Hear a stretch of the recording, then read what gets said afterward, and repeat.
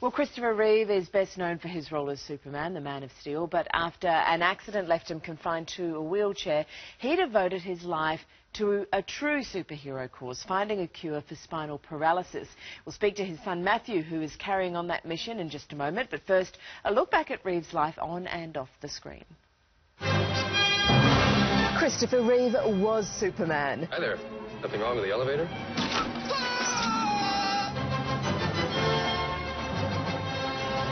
He was cast from virtual obscurity as the spandex-wearing superhero alongside Marlon Brando as his father and Gene Hackman as his arch-nemesis. Lex Luthor, the greatest criminal mind of our time. Superman made over $300 million at the box office. The film's huge success saw Reeve star in 3 more Superman movies.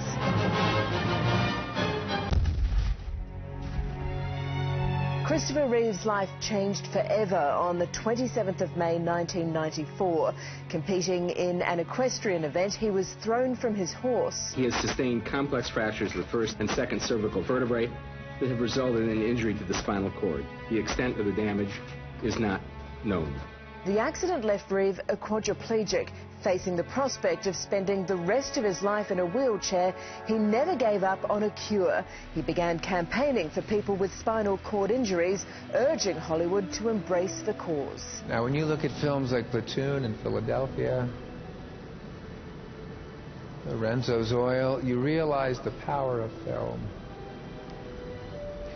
to present painful but important issues to the public. His work led him to open the Christopher Reeve Foundation. He also pushed governments to end restrictions on stem cell research. You know, stem cells have already cured paralysis in animals. Stem cells are the future of medicine. He travelled the world to promote the foundation and investigate the latest scientific developments. By getting the patient moving, that energy and memory stored in the spinal cord and tracts that have been spared from the injury can be brought to use. Christopher Reeve passed away in 2004 at the age of 52, but his legacy continues to live on.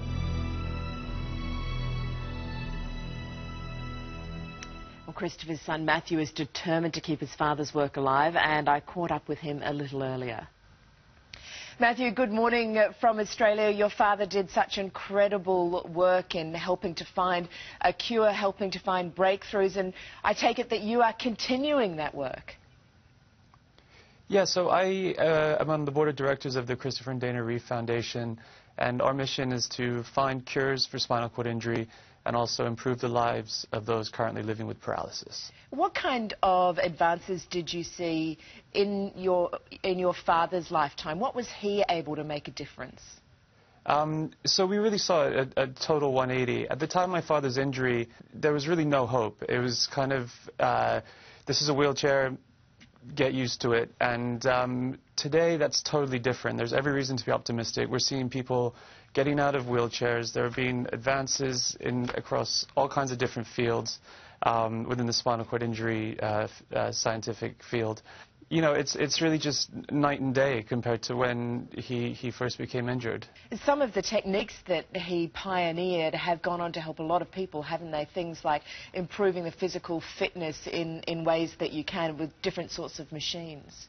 Absolutely. So that's actually one area where we're seeing incredible results, and people are actually getting out of wheelchairs. There's one called, program called locomotor training, which we do through what's called our neuro recovery network, and it's basically a kind of treadmill therapy where patients are placed in a harness and they're placed over a treadmill, and it's really shown that you can reawaken nerve pathways from the muscle up to the brain. It used to be thought that all information came from the brain down, and that's not the case. And it's really just shown remarkable results. And we're working really hard to expand the program and get it to more locations and get more patients enrolled in it, so we can get more people out of wheelchairs. How do you think that seeing how your father went about his life after his accident affected you? In what way did your life change? I mean, in so many ways, it's really hard to sort of convey concisely. But first of all, it was amazing watching him take on this role and really kind of embrace this position of being a voice for a community that didn't have one before. Aside from that, just really seeing how in an instant a life can change so dramatically. It just made me appreciate from a young age, living in the moment and enjoying life, and just being grateful for everything, and particularly the ability to move. It was a life-changing experience for everyone in the family, and it was a remarkable thing to be there and watch him kind of go on this journey after his injury. He believed that there would be a cure, and he hoped in his lifetime. Is that the goal? Is that still the aim, that there is a cure, that people who are quadriplegics, paraplegics will get up and walk? So the key is there's not going to be a single cure. I think we need to start looking at the word cures, plural, because every injury is different. It's sustained at a different part of the body, at a different level of the spine. Every patient is different. It's not a disease. Genetics don't really come into it. It's indiscriminatory. It doesn't matter about your medical history or your diet or how much you exercise. There isn't going to be a vaccine or a magic pill. It's going to require a combination of different therapies, whether that's pharmacological, physical therapy, surgical, cellular regeneration. It's going to really require a cocktail that's going to have to be individually tailored to each patient, and that is certainly possible in our lifetime. We're seeing people get out of wheelchairs just with physical therapy training, locomotor training, and electrical stimulation training. There are other avenues that are showing really promising results in animal studies that hopefully can lead to human clinical trials, and hopefully to being more widely available. So again, it's just how you look at it, and we really need to start thinking about cures plural, because there is not going to just be one singular approach. It's going to require sort of a harmonic combination of different things working in unison. As you say, one of the great things that he achieved was to change perceptions of people with disabilities. You must have been thrilled about the reaction to the Paralympics in London, because times have changed a lot when it comes to things like the Paralympics, haven't they?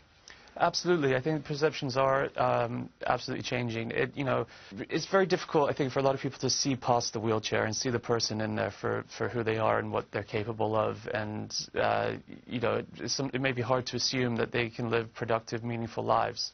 I think certainly Paralympics, change that instantly, because you're seeing these people, achieve remarkable athletic accomplishments. But secondly, there's kind of a cultural shift that's starting to happen. We're seeing it more in mainstream media, movies, for example. There was the French movie, The Untouchables, last year, which did phenomenally well worldwide, and certainly helped change perspectives. There's a show over here in the States called Push Girls.